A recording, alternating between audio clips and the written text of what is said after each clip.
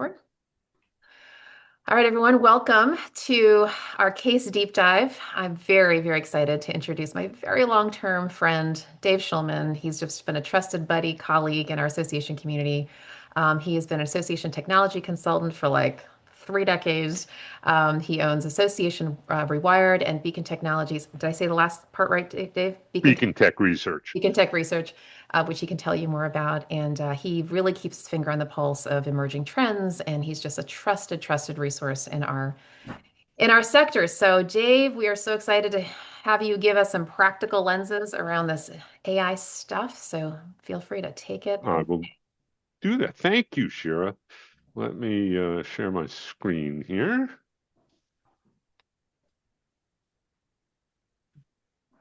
Love the way Zoom zips the windows around. All right, can everybody see that We're good. screen? All right, I'm going to give a little introduction, and then we're going to start off with a little informal user poll. But I'm Dave Schulman, as Shira said. I founded Associations Rewired probably 20 years ago. I've been in technology all my life. I have not ever been a staff member of an association, but all of my life in technology has been focused on the association industry. So it's kind of a different approach. I've been professionally involved with computer technology since 1980. You can tell up here, but I'm not a technology expert. I'm a technology consultant focused exclusively on the association community. By the same token, I'm not an AI expert. I'm still that same association focused consultant who now finds myself staring down something unprecedented, as we all are. But it plays, as you can imagine, a huge role in the work that we do.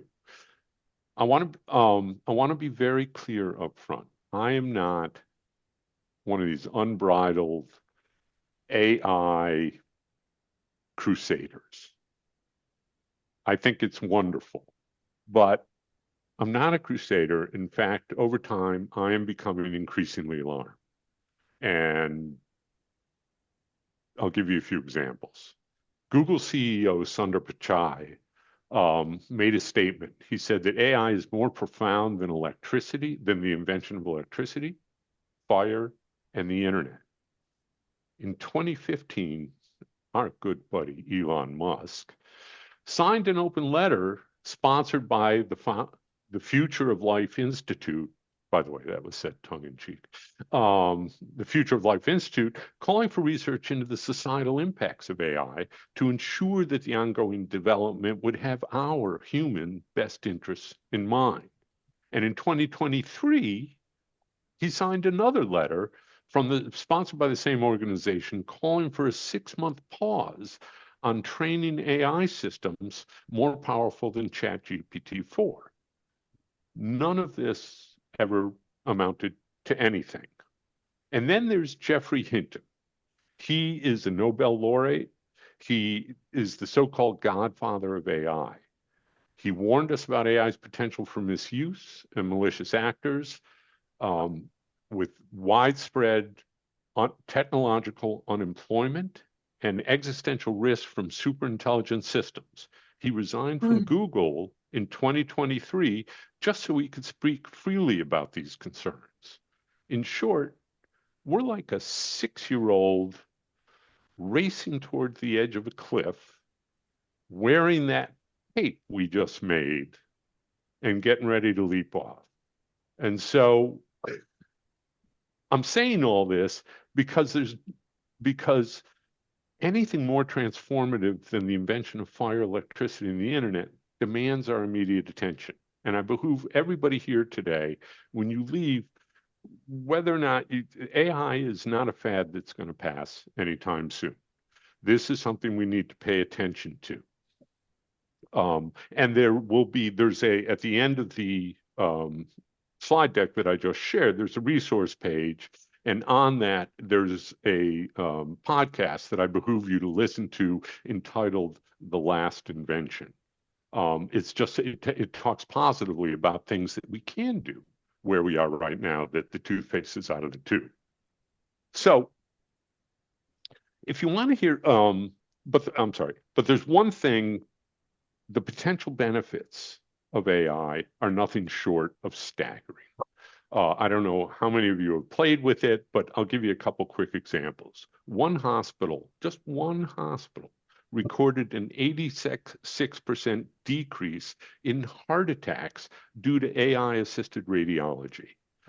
Last year's prize for Nobel Prize for Chemistry went to a Google DeepMind team that used AI to predict 3D structures of over 200 million known, not over, approximately 200 million known proteins. And they did it in less than a year. That's 3 times more than the total number of experimentally solved structures from work that began in the 1950s. So the question becomes, how can associations take advantage of this unprecedented shift? Let's dive in. First, an informal poll. And we're going to do this, we're not going to do a Zoom poll. We're going to do a show of hands or put it in the chat.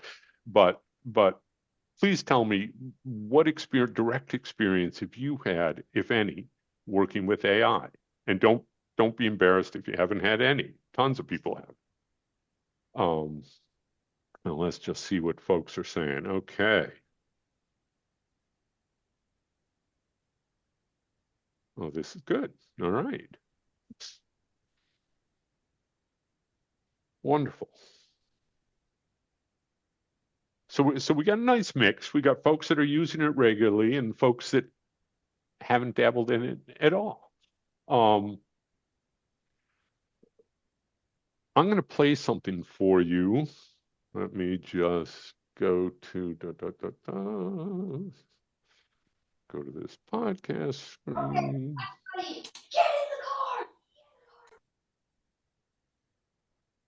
Don't know what that was, but okay. Oh, Everybody wait. can mute. I'm starting to mute people. If everybody can put themselves on Okay. mute. That'd be great. Thanks. I was worried that came from me.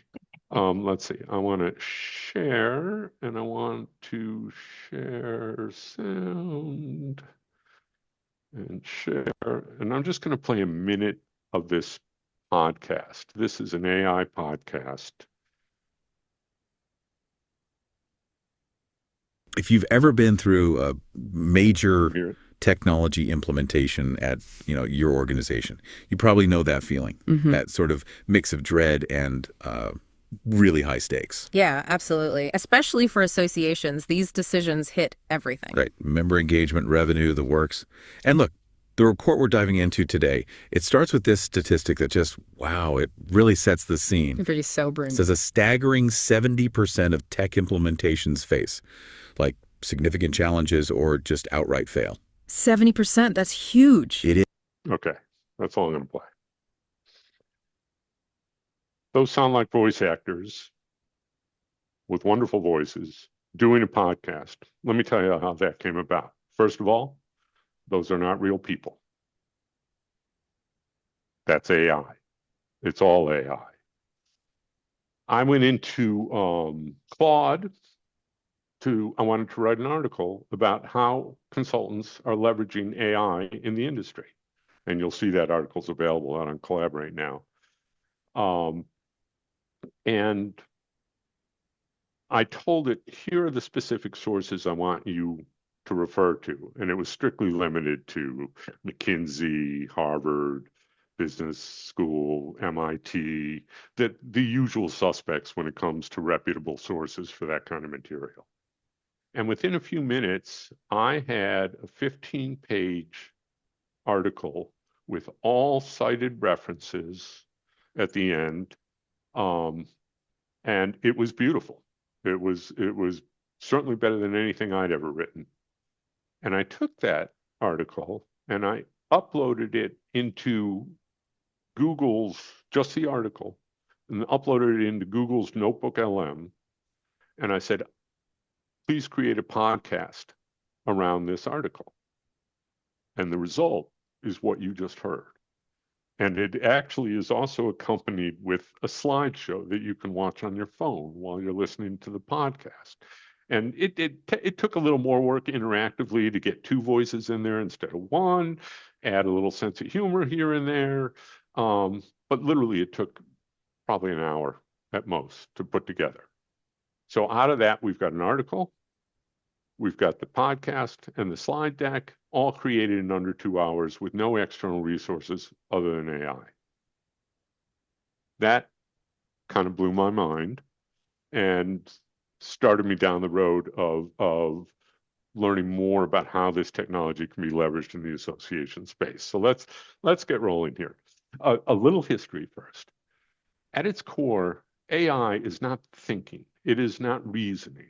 It is simply using pattern recognition. Programmers write rules for the AI to behave according to. The AI takes the input, and then using that rule, it will spit out a decision or an action that you request specifically. And we're going to get a little deeper into that in a bit.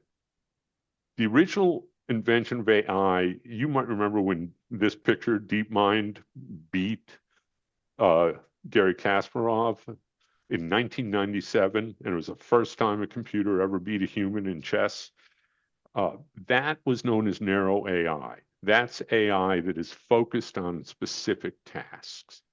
We've come a long way in a very short period of time. Today, what we're living in is what's known as generative AI. And remember this, ChatGPT just came out 3 years ago, and everything changed since then. Now it's learning to actually create. But how it was trained was, grammar, the connection of ideas, the meaning of language, and from that it generates content. But again, it's not thinking. Believe it or not, all it's doing is simply predicting what is the next word that there will be that falls into this. So every response you get, whether it's Claude or Google or ChatGPT, is being driven by a prediction, like this little window down here in the bottom right shows you, of what is the next most likely word to show up within the context that it's in. So all this stuff that's brilliant, people are out there having relationships. I don't know if you know this, but in Japan, it is legal to marry an AI robot. What? That's a new law. Why anybody would want to do that, I have no idea. But nevertheless, there are remote villages in Japan where people are lonely, and this was put out as a means that would solve that loneliness. But again, it's all being done with probabilities of the next most likely word to show up in a sequence. So if you say Mary had a little and pause, AI is going to fill in lamb, because based on all the data it's consumed, that has the highest probability of being the next word in the sentence. Make sense? So the next step, and the experts are saying we're likely to see this within the next 2 to 3 years, because time is compressing as we're going through this. Things are happening far faster. In fact, they estimated that we wouldn't be to where we are today for another 20, 30 years. But everything has just gotten so compressed because AI enhances exponentially their ability to continue to develop it, just like it enhances exponentially your ability to develop anything. But at that point, it moves from next word prediction to actually being able to reason, to be able to transfer knowledge, to be able to learn new things and improve itself. I'm saying 2030 here to be conservative, but like I said, they're saying the next 2 to 3 years. After that, we're looking at artificial superintelligence. This is with generative intelligence, this is equal to a human level. But understand that it's actually more powerful than any individual human, because it's the aggregate of all the human minds in a given profession. Take that radiology example. When they run AI in radiology, instead of having your doctor look at your radiology picture and coming up with the diagnosis, AI looks at it with the expertise of all the radiologists out there that have existed and all the radiological pictures taken before and uses that to detect any abnormalities in your radiological photograph. Superintelligence is when it goes a level beyond that. And that is when AI actually exceeds human intelligence. Um, that's where all the concern resides, is what happens when they're smarter than us? What happens when they're making decisions and they're integrated with the capability of doing things that interfere or help our life? And we don't know. One of the experts I listened to a podcast on talked about, it's kind of like if you were to put it on a different scale of humans going to buy a house, the humans aren't looking at the ants in the ground to see how likely the house is to be infested and whether or not they need to do anything about ants when they're buying a house. Superintelligence, the relationship there is we're the ants. When AI is then super intelligent, the question is, what are they going to do about the ants? And so we need to be aware of that and need to be able to figure out how to put reins on this. But at the same time, the unprecedented power that we now have in our hands is beyond anything we've ever seen before. And for us to sit on our hands and say that this is something that we'll get over the hype of this is just sticking our head in the ground. The power of this is immense. And if it doesn't have your immediate attention, I implore you, it should. Associations, as you can imagine, are behind other industries in the adoption of AI. Right now, depending upon the size of the association, it's anywhere from 30 to 55%, with the bigger associations being at the high end, and obviously the smaller associations at the low end. But that's compared to 78% for all other industries combined. So it's time for us to fess up and step up and start taking advantage of this. But the breakdown and how it's being used in associations today is 35% for internal productivity. So if you go in with Copilot or your Gmail prediction and you're writing emails, AI is suggesting better ways to phrase whatever you're talking about, correct? And I'm sure a lot of people are using that. If you're looking for ideas on or information, I had a representative from the board in this condo I live in here saying they wanted to put in new kayak racks out back because we're on the water. And they said, but they want to figure out a policy. So in 5 minutes, I kind of put together a query and a prompt and defined what expertise we need to bring to bear, what are the sources, and we had a perfect policy document that I printed out of my printer and gave to him or emailed to him. And after he got up off the floor because he'd never seen any of this stuff. But this is the breakdown of how it's being used today. But we've only begun to start tapping into it. AI, a lot of people are seeing it as a threat to associations because just like, remember when the internet first came out and that was kind of a threat to associations because we were the keepers of all the content, of all the knowledge in our industry or profession. And nobody could get to it without joining our association. And then all of a sudden the internet kind of democratized the whole process and made it available to anybody with a computer. And the fear was that through the aggregate resources that were publicly available, they would no longer need what we have in our little walled garden that we so prize. And when AI came along, it was that on steroids. So it no longer stands unchallenged. However, associations do provide something that is becoming increasingly valuable over time.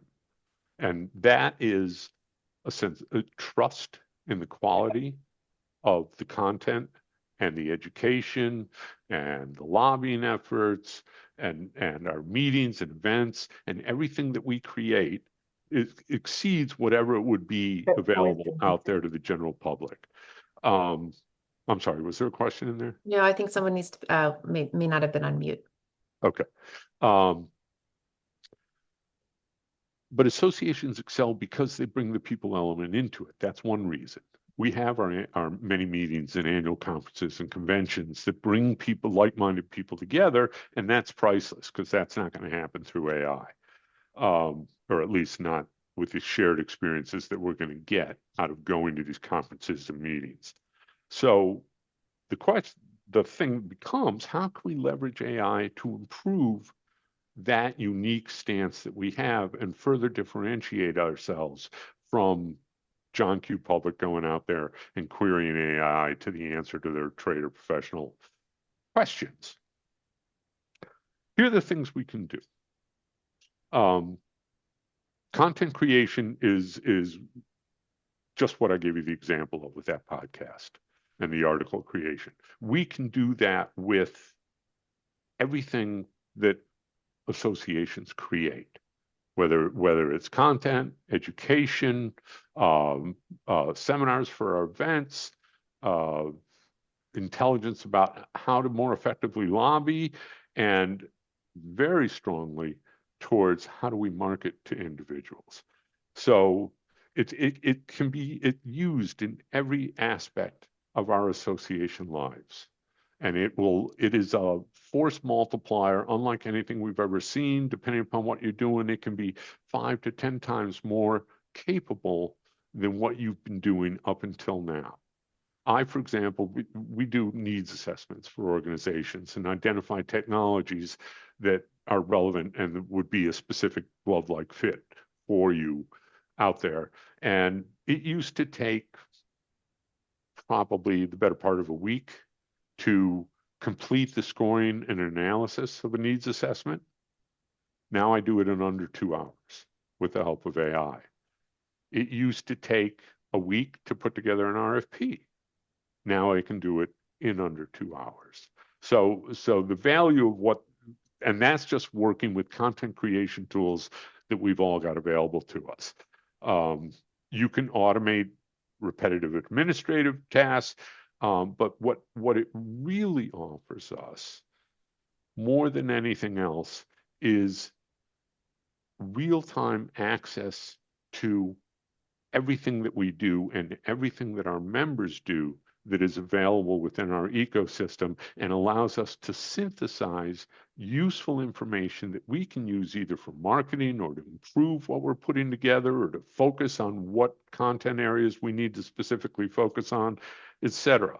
Yeah, I think you're all familiar with network economies, but basically it just states, Metcalfe's law just says, when you add individual components to the network, it's not just a one-for-one value add to the network. It is each one thing that you add exponentially magnifies the value by the number of other nodes or members of that network. So that's a critical point to take, because that's what we do. And we increase the value by the number of members that we have. And we do that with the content and the education and everything else that we do to generate that. AI can bring, how many of you have an online community, just show of hands or in the text, in your association, where your members can come together and join different groups and communicate? It doesn't fit everybody. I've worked for plenty of small traders. I mean, they're large trade associations, but a small number of members where the members really don't want to share information with each other, right? So for them, a community wouldn't work. But if you're in a professional association or an association where your members don't feel threatened by each other, an online community is a wonderful resource to be able to tap into what your members are interested in. What do they want to hear about? What do they want to do? So if you add AI to the problem with online communities, is anybody who's done it knows it takes an administrator a lot of time to be continuously active and curate and cultivate and motivate everybody that participates. AI can fill that role, or at least greatly supplement it. I would recommend that you keep a human moderator to watch what AI is putting out and moderate the content that they're recommending. But At the same time, it saves about 80% of the time that you would spend normally doing that, and that's what makes a successful online community. It allows you to surface underutilized content. For example, you probably have a ton of PDFs and videos and audios, files.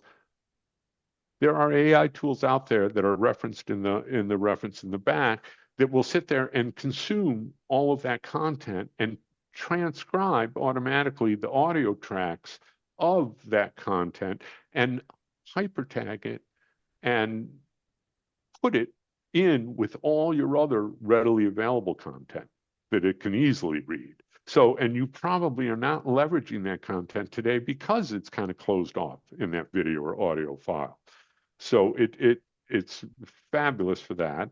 It's fabulous for content curation and content creation, as I just demonstrated with the podcast. But here's the big thing, and it can be used, everywhere that you create content, which is listed at the bottom here. But here's the big thing. Imagine if you walked into a grocery store with your shopping list, and everything on your shopping list was in an aisle right up front with your name on it. And all you had to do was pluck the things and put them in your cart. Or theoretically, we could take it a step further and they're already in your cart. The rest of the store is still available for you to peruse, but all the items that you need or want are in there. And along with them are all the items that other people who bought those items also bought as suggestions using that same probability statistic I showed you in the beginning of figuring out, the next most likely word.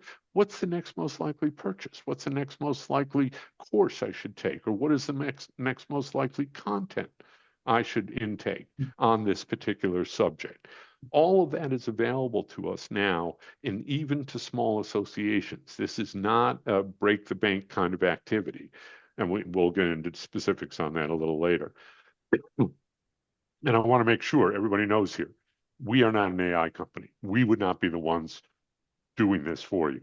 There are companies listed in the reference that you would take advantage of. And I don't get any money from any of them. This is just recommendations of experience over time. And by over time, I'm talking about in the last 2 to 3 years, because that's when all this unfolded.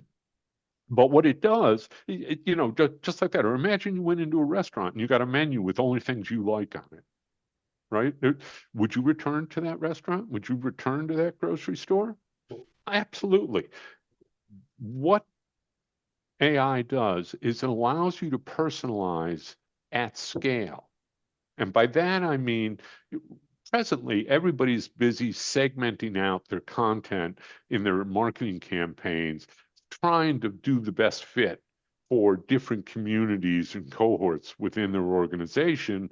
But it's usually an after the fact sort of thing, and a best guess based on what you know today. And it's often 6 months to a year kind of behind the times, because that's when you have the time to sit there and aggregate the data and figure out what marketing approaches in a given campaign you should take. What AI brings to the table is the ability to do that instantly and in real time as content arrives. And more than that, instead of segmenting it, it's segmenting it down to a group, rather. It's segmenting it down to the individual. Just like that grocery store and restaurant examples I just gave you. And you can do that across everything that you do, so that the member is greeted first and foremost with what is specifically they have expressed an interest in the past by their activity on your site, whether it's attending conferences, purchasing education, watching videos, participating in your online community groups on different subject areas, and specifically down to what they say. Email marketing, that it's great that you can segment and personalize it, but imagine you can send out one campaign and each email is individually customized for each member, not just with their name so you have the salutation correct, but with the specific items they should be interested in and suggested items of what they could be interested based on those things they have expressed an interest in. Again, and you probably see this. Everybody shops on Amazon. Does anybody else get the emails that I get all the time? There's like, we found something you might like, right? And it's great. It's a little annoying, and because I get them every day, but nevertheless, that gives you the ability to take it that next step.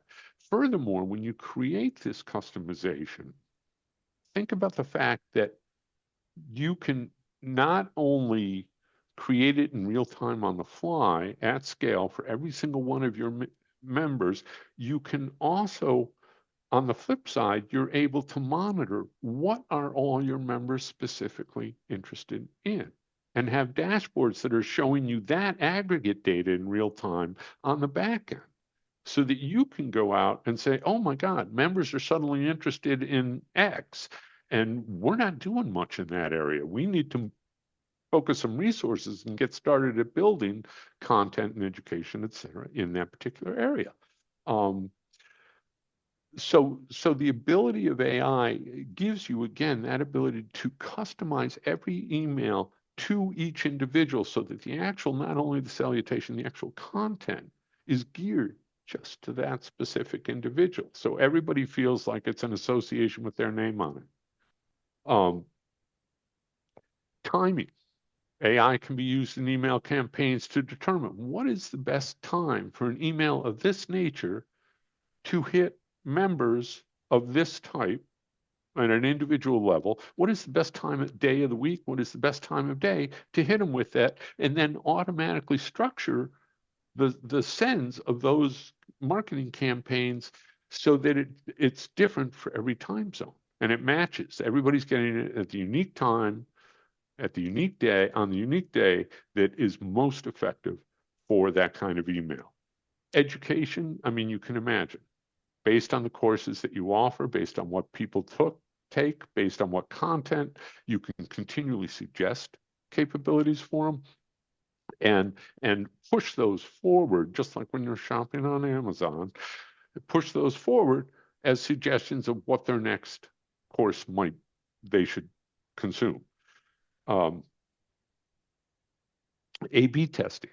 AI will not only suggest the subject lines for each of the A/B tests that you're trying to solve for, but it will run the tests for you and automatically convert which one, A or B wins and send that out. MailChimp has invoked this, Constant Contact has invoked this, and it's all AI driven. So if you're using those tools, you have it at your beck and call.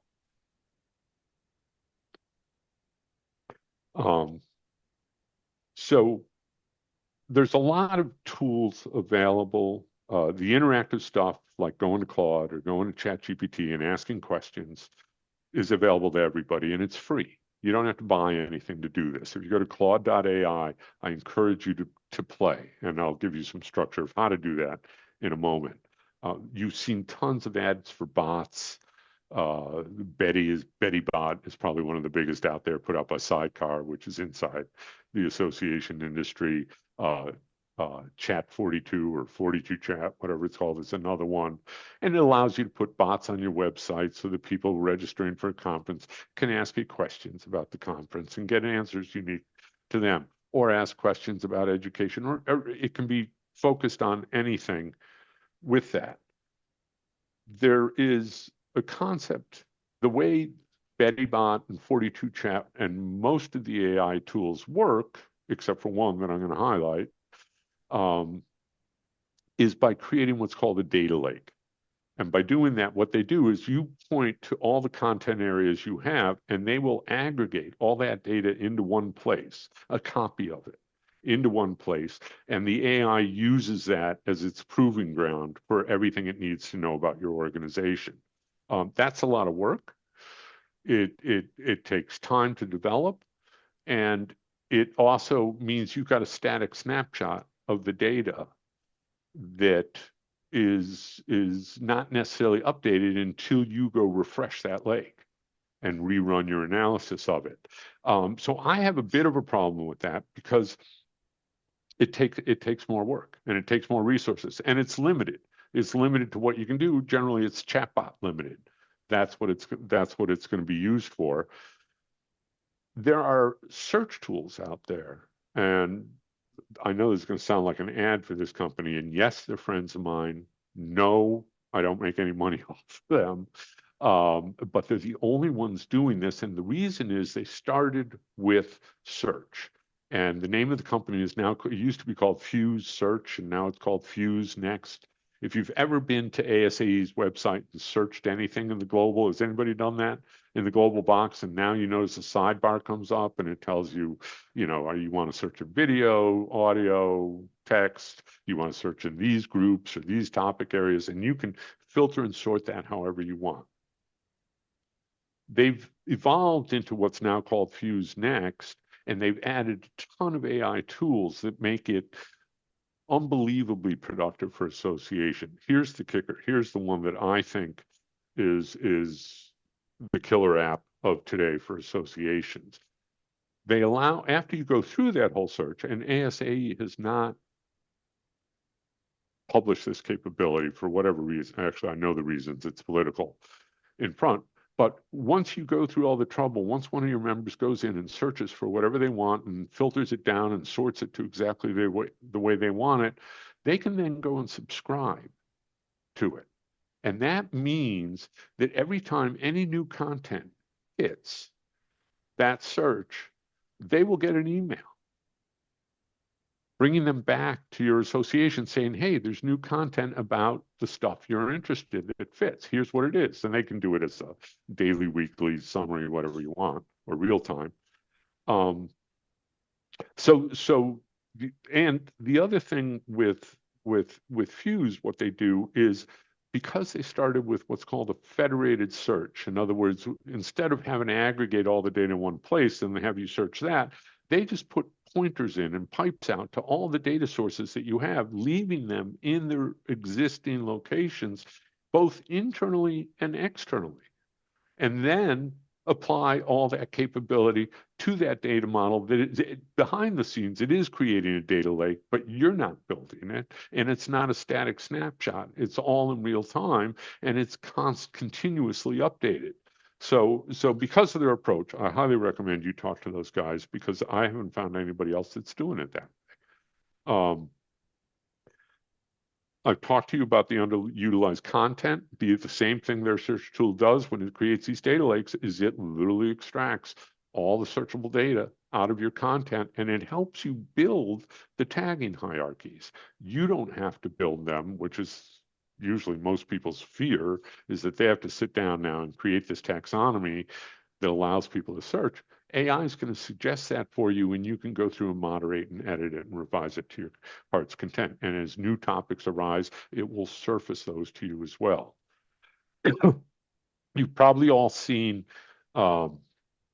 automated summaries. You probably see it every time you search on Google.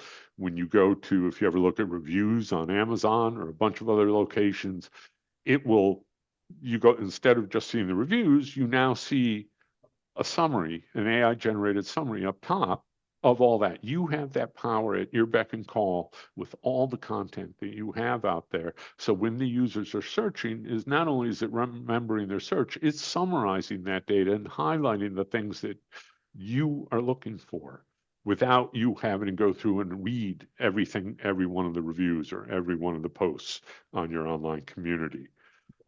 Same thing with your education offerings.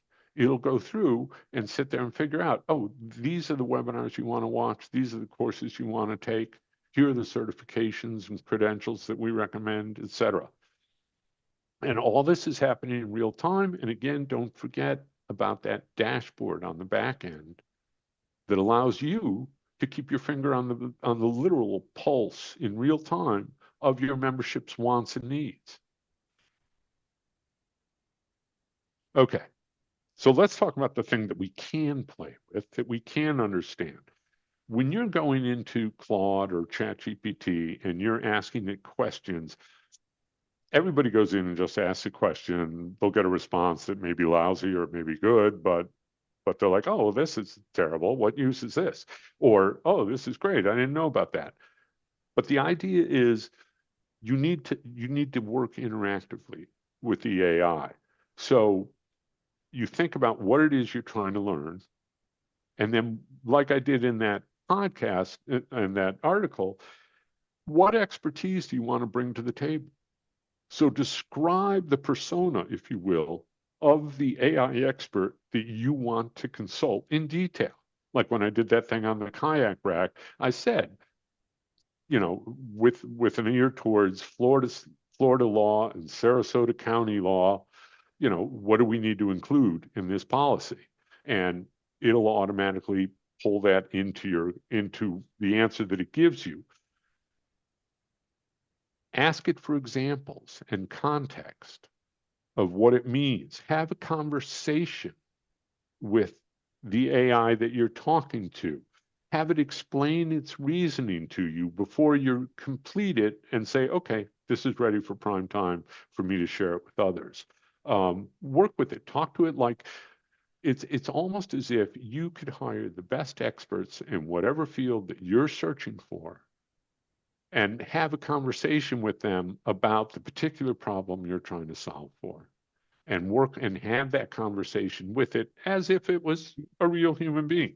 And it will respond and give you the context and give you the explanation and give you the explanation as to what it was thinking, so that you can understand it, and then you can tweak it and go, well, I typically at the end of it will go, can you make it a little more humorous? And boom, instantly it's funny. Or puts little highlights in it that are funny. Or can you make this more from the perspective of a person who is interested in X, Y, or Z? The more conversation, the more information you can feed it, the better the response you're going to get. And I would behoove you to go out and play with these concepts in ChatGPT or Claude.ai. Claude is free. Some of Chat is free. Google, if you have it, is free. You've got Copilot. You can ask questions to. Play with these things. And the key thing is think about this Think, Reason, Plan Act. That's what you want to use every time you put a query into AI. You want to think about what is the problem you're trying to solve for? What are the variables that need to be considered in the problem that you want AI to take into consideration? And then what is the best next steps forward in achieving that goal? And write all that out to the AI model that you're talking to, and then create the final response. And do it iteratively. Don't take the first thing they give you, unless it's a simple question and they answered it. But push it like you would an expert sitting at your side. Push it for more detail, because you're about to turn around and share this knowledge with others in your community.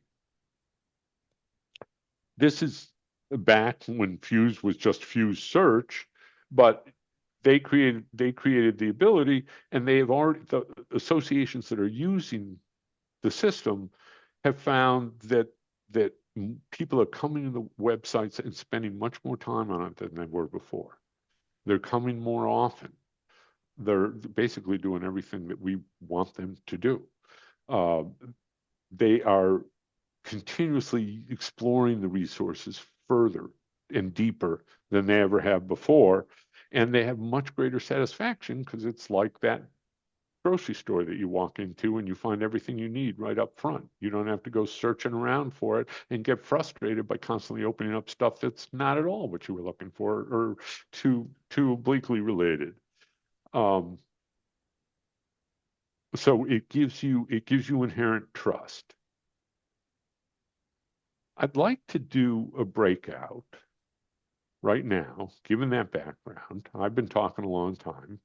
I would like it if you guys could break out into pairs and basically think about what is your top operational challenge today, and with each other kind of brainstorm, how could AI possibly help us there? And then I'm going to call for, so Shira, if you could create groups Yep. of in twos or threes, and have them just go off. I think we'll do this for 10 minutes?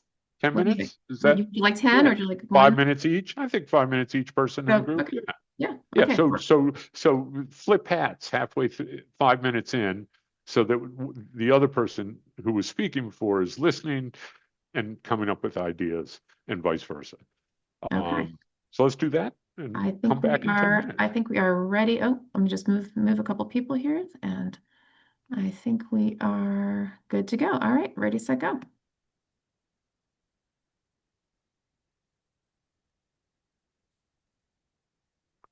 Shira, can you make me a co-host?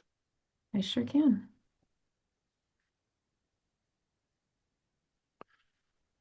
And then I can go in and jump around rooms. Yep. Awesome. Let them get going a little bit.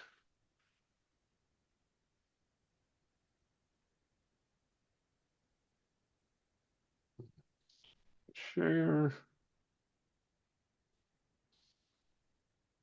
Oh, Mike wants to be moved.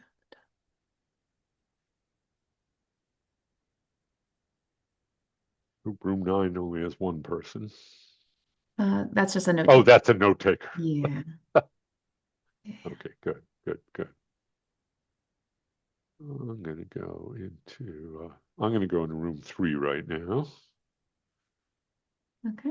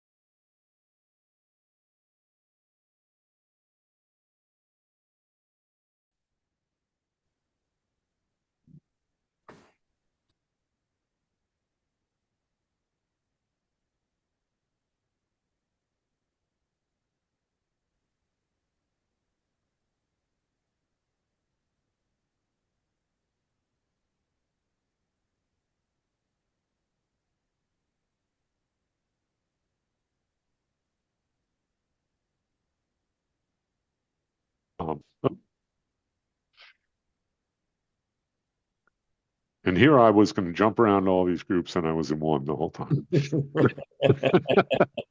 My fault. I talked too long, right? No, no, no, no, no. It was just too much fun. Anybody want to share?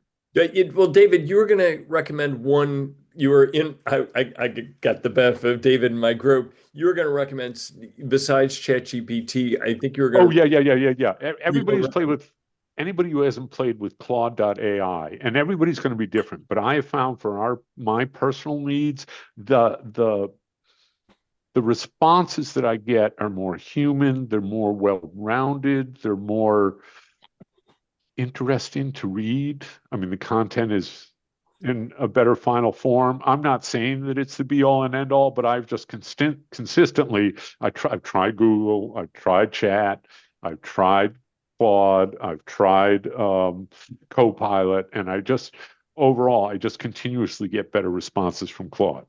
And most of the folks I talk to, that's the company's Anthropic, and it's free. You can use it constantly without being billed for it or hitting a paywall anywhere. So try it, just try it and see. And everybody should understand what you're looking at when you're interacting with those things. When you're giving it information, you are doing just that. You're giving it information, and it's going to use that in the future when it deems necessary. So that's the public world. The places where you got to pay is when you got to bring it in and say, no, no, no, no. I want to just look with. I don't want this shared with it. I don't want to add to your AI with my content or my inquiries. So, for example, I have a Google account, a Workspace account. It has Notebook LM, which generated that podcast you heard. That all stays walled off from the public. That information is not shared out. So that's where the pay gates come in. But for getting to learn it and getting to know it, by all means, use the free resources. Anybody else like to share? Joanna just made a very interesting comment. Dave, if you want to see this, remember that if it's free, you are the product. When you pay, you get to tell the AI to not train the LLM. Right on the money. Right on the money. My friend Joanna's here. Joanna, what did your group talk about?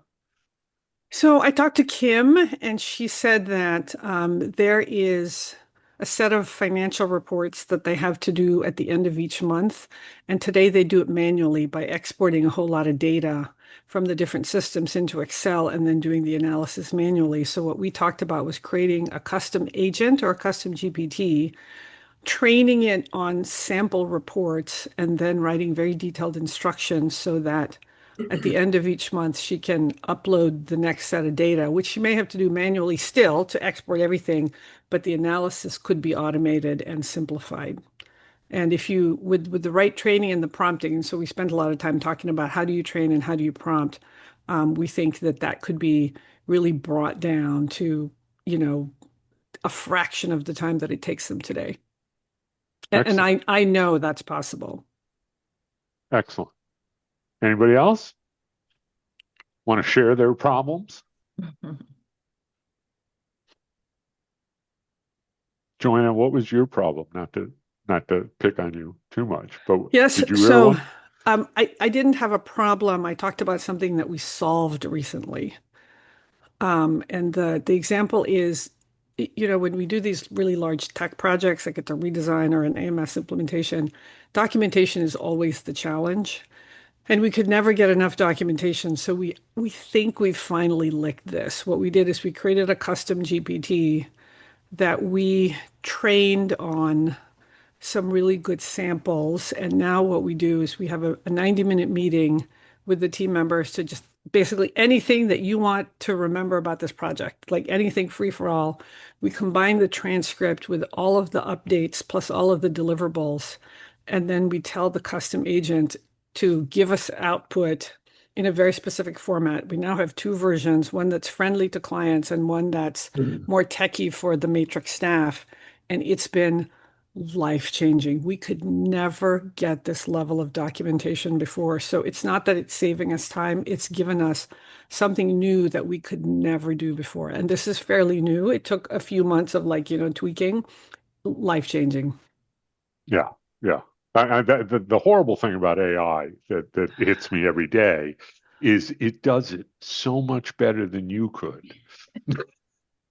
It And depends it on the does it in thing. like 5 minutes. Yeah. It's for the most part. Anyways, all right. I'm gonna. By the way, Dave, I heard somebody recently say when thinking about how to use AI versus how to use a person, um, tell me if you agree with this, that if it's repetitive, use AI. If it's creative, augment it with AI. And if it's empathetic, use a human. If I it's like that. repetitive, use AI. If it's creative, augment it. And if it's empathetic, use a human. I like that. Now, I do believe that you can imbue some of that human nature by having these interactive conversations with Mhm. the AI tools and tell it because you're building this person, this persona of this individual that you're bringing in to work with you. And so tell it, I need you to be a little bit more empathetic. I need you to be a little bit more concerned about quality of life, whatever it is.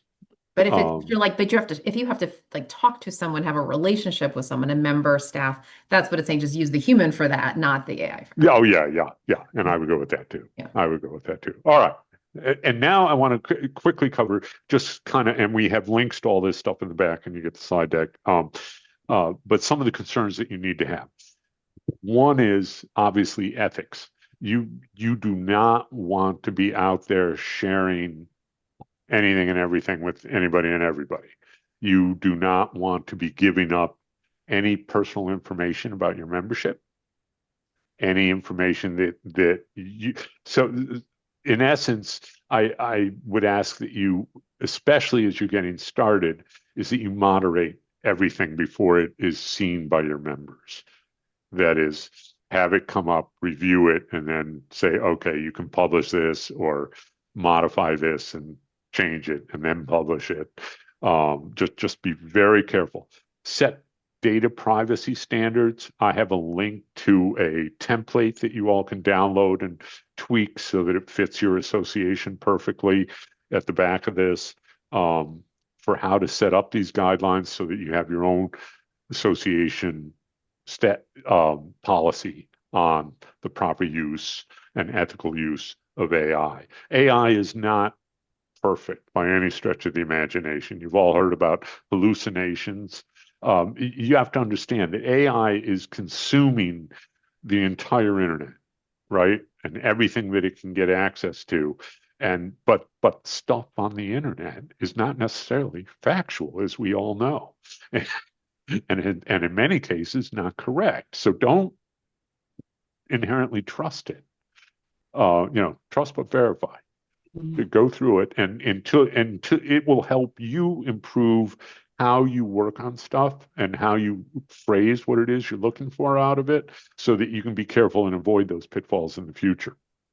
Um, uh, be open about everything with your membership. If you are using AI to create content or moderate conversations in your online community or display anything, have a disclaimer in there that shows that AI was used in that process. Don't try and impress everybody with your genius of what you put together, because there's invariably going to be something you find that's not going to be right.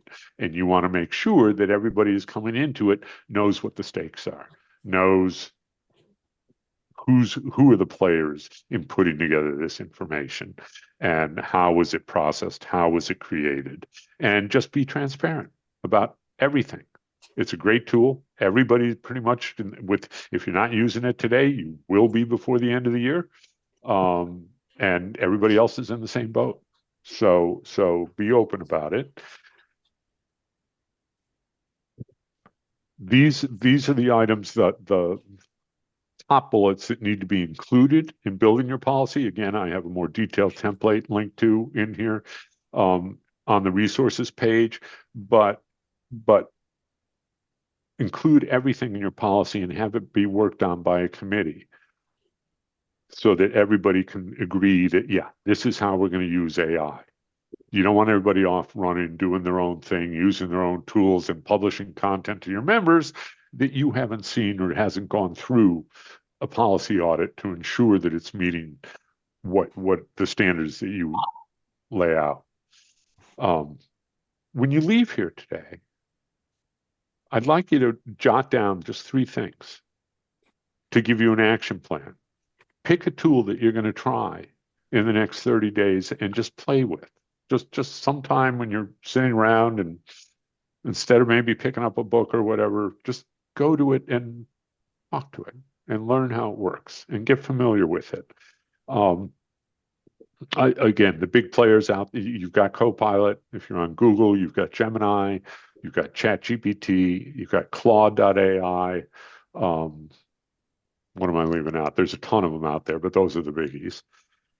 And then write down one process that you would like to automate in your association, whatever the low-hanging fruit is, using AI, and make that a small starter project.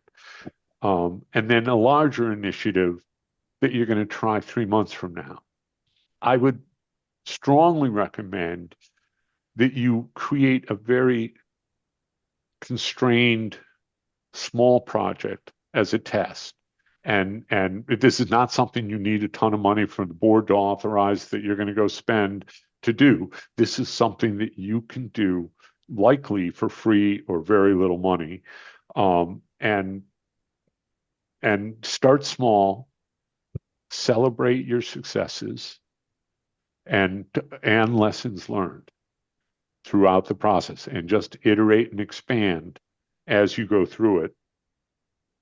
This is the resource page. I just want to go through these really quick so you know, and then I'm done. This book, The Association Knowledge, oh, I have it here. How about that? So I highly recommend this for anybody in the industry. This just came out. These 3 guys are the ones who invented, they're the principals at Sidecar. And they're the ones that invented the Betty Bot. And they wrote this book because they knew there were unique challenges to the association community that AI was uniquely qualified to solve. And they said, they got together in a room and said, we want to write a book on this. And so they kind of just interactively worked with AI to build up the content, and then iteratively had AI write each chapter in the book.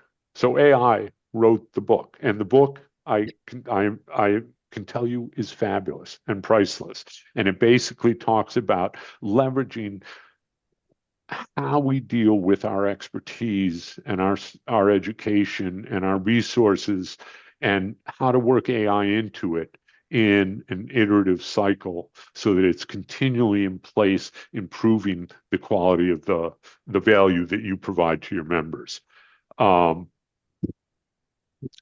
There's another book out there that I actually got out of the Sidecar AI learning course, which I recommend in a minute, called The 7 Powers, that talks about some of the unique things that you can use to dogleg or greatly improve your capabilities within your association.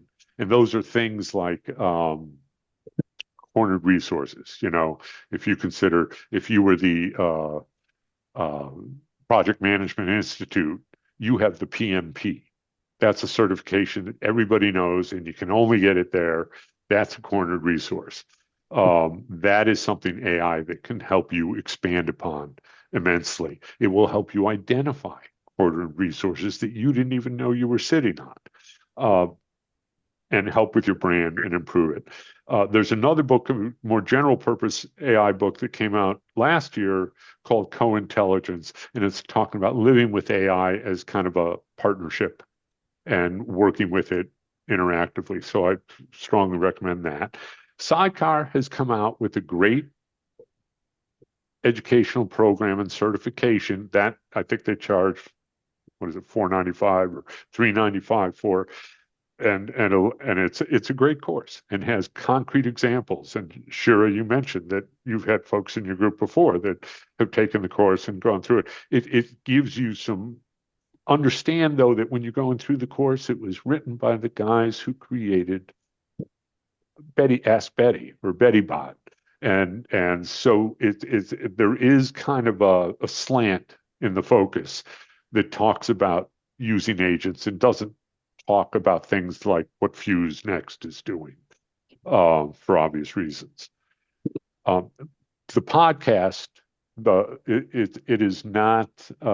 It's just talking about how existential AI can be and what we can do about it, and it's worth listening to. It just started in the last couple weeks. There's already 1 or 2 episodes out there. When you're out taking a walk or whatever, listen to it. You will learn what we need to look out for and what we should be lobbying the government to do something about, trying to rein this in. And there's an article here about from the U.S. Chamber. There was somebody here from a chamber that was in our group, Tom, Yeah. that was talking about it. You've probably seen that article, but if you, And that was me. Yeah. yeah, definitely check that out. Okay. And then Fuse, like I said, I've been pushing it throughout this. They don't know I'm doing this, but and again, I'm only doing it because I haven't seen anybody else doing it the way they do it. And it's because they came into it from that federated search approach as opposed to from a generic AI approach. And if you think about AI, think about the ability to have your members have your association become that store where they walk in and everything they need is right there, but takes it one step further. You don't have to wait for them to join you because once they create their query, they can subscribe to it. And that query will drip on them every time there's new content, new sources, new information about what they've expressed interest in the past. So I love what they're doing. I know they'll keep it going. There's a funny story. They're trying to, ASAE employed Fuse Search, as I mentioned on the website, and then went and brought in the BettyBot guys to bring BettyBot into ASAE. And Fuse is trying to explain the craziness of that because it's 2 redundant solutions with 2 totally different approaches, and they already had the one. But we all know ASAE. It's who's giving them money, so we'll go with that. But I hope you enjoyed it. I hope you learned something, one thing. Anybody have any questions they would like to ask? Or best practices you want to share? It's like I was saying, start small, do little things, and celebrate your wins with the board, celebrate your wins with everybody on the staff, celebrate your wins potentially on what it is with your membership, and then move forward because that gets people excited about it and will, because then when you have to go out, bringing in Fuse is going to cost you probably somewhere between $30,000 and $50,000 to get it set up. But the beauty of it is once it is set up to all your data sources, it's not a set it and forget it, so to speak, but you've got the foundation that you need for whatever you want to do with your association with AI moving forward. Whereas a lot of the other tools are somewhat siloed. Before we go to Joanna's question, I just want to address somebody asked in the chat, will the slides be shared? So yes, here's how I'm going to do that. Didn't I do that? I'm going to share the recording and the slides with the case community, which are the CEOs in this group. I say it that way because there are a few of you who are actually not part of that mailing list. We have a couple consultants here. We have some staff here. So if you're not on that case list, either go to the CEO who referred you to this meeting, or you can come to me directly and I will share it. Or Dave, if you're comfortable putting your email in the chat, and they can I go put to the you too. link in the chat. Let me put Perfect. my Great. email in the chat, which is just david@associationsrewired.com. Feel free to give me a call with any questions you have. And Joanna? Yeah, so you asked about next steps. And one of the things that we've done in the past, and we're doing it again, is we're doing an AI challenge. And I'm Great telling idea. everyone in the organization to spend no more than 12 hours over the course of a month to get a deliverable. No programming. And the challenge is, what can you simplify, streamline, automate, or just make better with an AI tool? And we have a lot of tools available to us because we're on Google, so we have Gemini. A bunch of us have ChatGPT. We've approved usage on other things. And I've told everyone they have to do this, including the admins. So do a challenge, and That's a like, you wonderful might be idea. amazed at what people will do. Yeah, I'm yeah. interested. It's amazing what they've done already. I mean, I'm sure you all know this, but the people at where the rubber meets the road that are on the front lines have ideas you wouldn't have even thought.